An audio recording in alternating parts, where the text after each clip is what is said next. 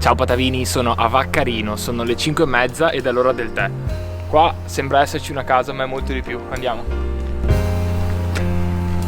Ciao. Ciao. Piacere, Valentina. Ciao. Sono all'angolo del tè di Valentina, che ho qui a fianco a me. Adesso ci racconterà un po' cos'è e com'è nato questo angolo del tè.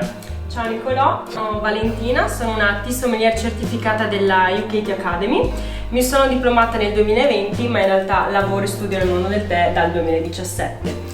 Nel 2022 ho deciso di fare il grande passo e quindi di aprire la mia azienda, il mio negozio, che appunto si chiama L'Angolo del Tè, che è prettamente uno shop online, però in realtà organizziamo anche eventi e collaboriamo con aziende del territorio per creare una sinergia tra il tè ed altri elementi e partecipiamo a mercatini e facciamo consulenza. E c'è questo angolo, Esatto. realmente un angolo della casa di Valentina, Esatto. in cui lei ci porterà nel suo mondo. Valentina ci ha preparato sul tavolo, oltre ai vari tè che dopo andremo a ascoltare ed assaggiare, l'oggettistica che ha con lei, e quindi adesso ci racconterà qualcosa.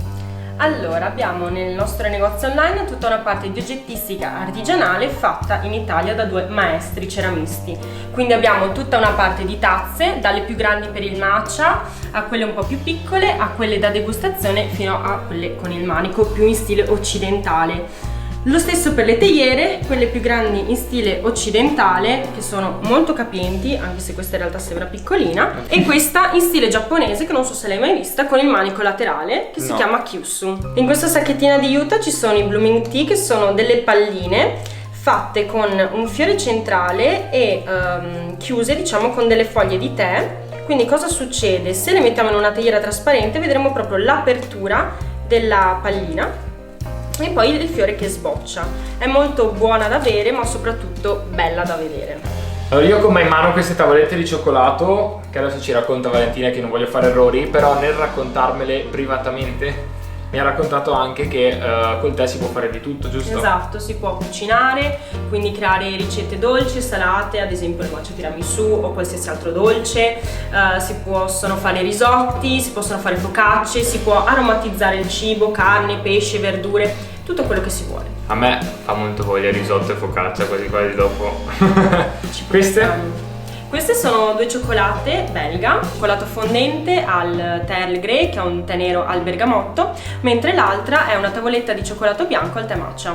Nel mondo esistono 7 tipologie di tè, che sono il bianco, il verde, il giallo, l'oolong, il nero e lo scuro. Giallo, l'oolong e scuro non li conoscevo. Esatto, di quindi... solito sono quelli di cui faccio sempre, apro una parentesi. Esatto. Il giallo è una tipologia di tè che viene prodotta solo in alcune parti della Cina e della Corea, ma è fatto prettamente per un mercato interno, quindi è molto raro da trovare. L'oolong significa drago scuro. È una tipologia di tè parzialmente ossidata che sta tra il verde e il tè nero. Lo scuro è il tè fermentato. Quindi un tè che più passa il tempo, più prenderà sapore. Questa è una torta di tè fermentato. Altrimenti lo troviamo sfuso ed ha dei sapori molto forti. Annusalo già. È la prima volta che vedo una torta di tè, a maggior ragione fermentato, e adesso lo annuso.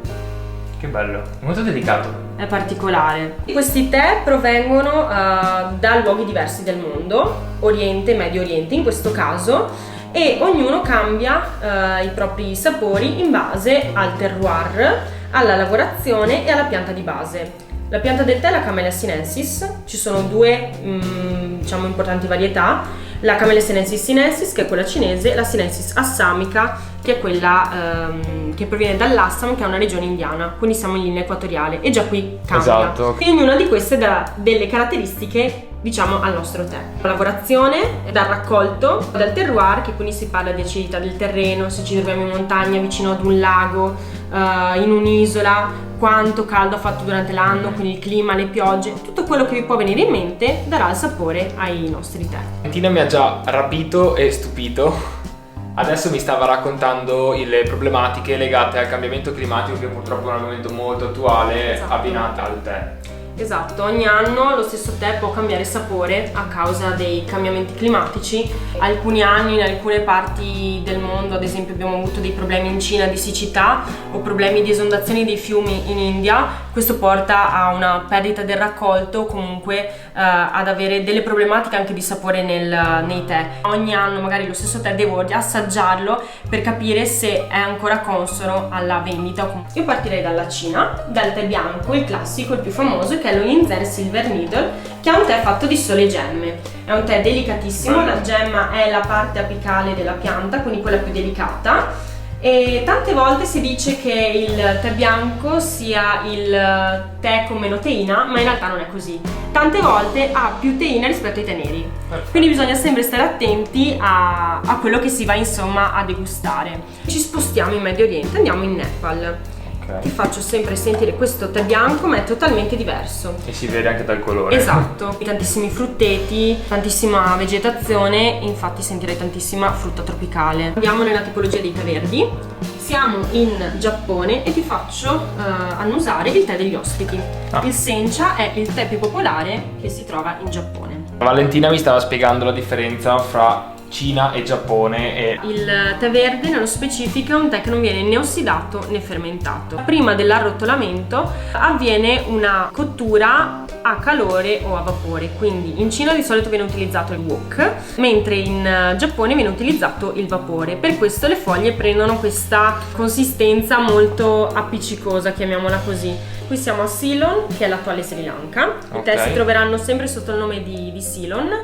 Questo è un tè verde da pianta assamica. Gli specialty vengono lavorati in modo un po' più particolare, come vediamo qui la pagodina, che è già aperta, poi l'ho risiccata, o la rosellina, cose un po' più particolari, e sono dei tè più pregiati perché vengono fatti tutti a mano, quindi la lavorazione è molto più lenta, molto più minuziosa. Vi faccio anche vedere dei tè in polvere che sono lavorati in modo particolare appunto perché vengono macinati finemente a pietra. Quello è un tè sencha, è un tè molto particolare che è difficile da trovare. Questo invece è un tè Hojicha, che è un tè verde che però viene tostato, lo si trova sia in polvere che in foglia ed è naturalmente privo di teina. Che si vede dal colore e si sente un sacco la tostatura. Esatto. C'è il re del tè in polvere, a te. Che è il matcha. Il matcha famosissimo superfood che negli ultimi anni ha spopolato. Vi do qualche consiglio per trovare un buon matcha. Il matcha deve essere originale giapponese, deve essere chiuso ermeticamente, quindi in un barattolo di latta, come ad esempio questo, e siamo sui 20-30 grammi, non di più. Di solito sui 100 grammi, 50 grammi si parla di matcha culinario e deve essere certificato biologico. Continuiamo con la tipologia di tè oolong. Questi tè hanno un'ossidazione che va dall'8% al 90-95%. Se è 100% diventa tè nero. Uno dei tè più famosi e più costosi al mondo per alcune cultivar, che è il Da Hong Pao, che significa grande abito rosso, perché ai cinesi piace dare sempre i nomi delle metafore o comunque collegate a delle leggende. E per farti capire meglio la differenza ti faccio vedere la Lishan. Siamo a Taiwan, prende il nome dall'omonimo monte. Questo è molto diverso, in più è appallottolato, molto particolare e molto più verde, esatto, quindi ha un'ossidazione minore, molto più floreale, fruttato, anche un po' cremoso e morbido perché la cultivar, che è la Jingshuan, gli dà proprio questa caratteristica. Un Jinjun Mei Honey, miele d'acacia e millefiori, è la sua propria caratteristica, e non c'è il miele perché tutti i tè che hai appena annusato sono tutti naturali, quindi non ci sono profumazioni né aromi che possano modificare il sapore. Non spaventarti perché a naso è molto forte, poi in realtà quando si assaggia è molto più aromatico. Vai. Mi ha un po' spaventato, Posso dirti che già è uno dei miei preferiti? Forse è Action Shock. No, in realtà shock in senso positivo, nel senso che sento solo la fumicatura. Esatto. E mi piace, cioè mi fa impazzire a me sta cosa. Il Lapsang Souchong è un tè che viene affumicato con il legno di pino. Faccio annusare il classico Earl Grey. Questo non proviene dall'India ma dallo Sri Lanka, quindi è un'altra particolarità, è molto aromatico, quindi vedrai le foglie di tè nero e l'aggiunta di fiori di bergamotto. Aromatico e colorato, infatti. Allora, quando si prepara un tè bisogna stare attenti alla grammatura, alla temperatura e ai tempi di infusione. Ogni tè ne ha una specifica, si sceglierà la quantità d'acqua necessaria per ogni tazza di tè, che di solito siamo sui 200 ml. Per ogni 200 ml ci vanno all'incirca 2,5-3 grammi di foglie e si mantiene in infusione per un tot di tempo. La qualità di queste foglie che ha lei ovviamente possono essere utilizzate più volte. Noi lo utilizziamo come concime per i fiori.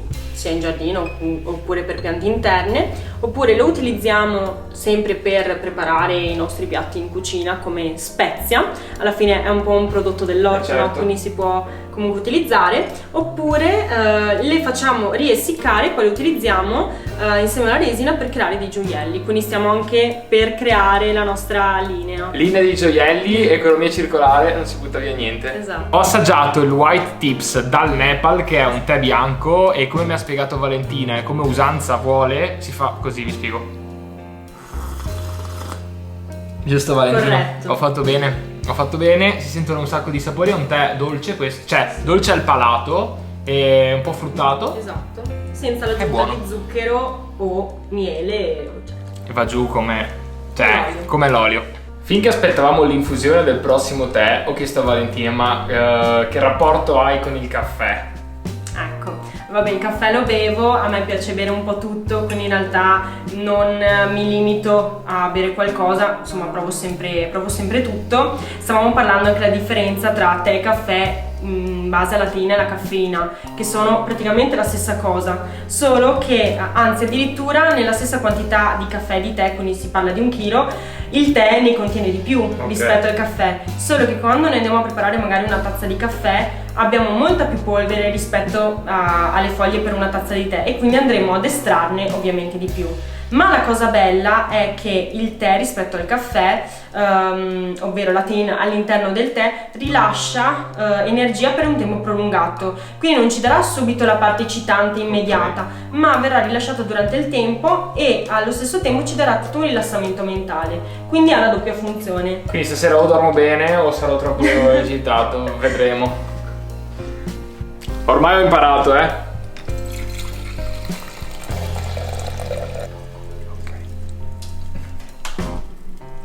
1, 2, 3. Ho imparato un sacco di cose in merito a un mondo per me nuovo. Io mi definivo molto ignorante in materie, questa sera ho avuto la conferma. È un mondo vastissimo, Valentina vi guiderà al meglio e è molto bello parlare con lei e conoscere olfattivamente, a livello di papille gustative, a livello anche solo di narrazione, questi tè, la loro provenienza, la loro creazione, maturazione, essiccazione. Scrivete a Valentina. Voi ricordatevi che c'è il loro sito con tutto il tè a disposizione, le degustazioni, le consulenze. Ciao!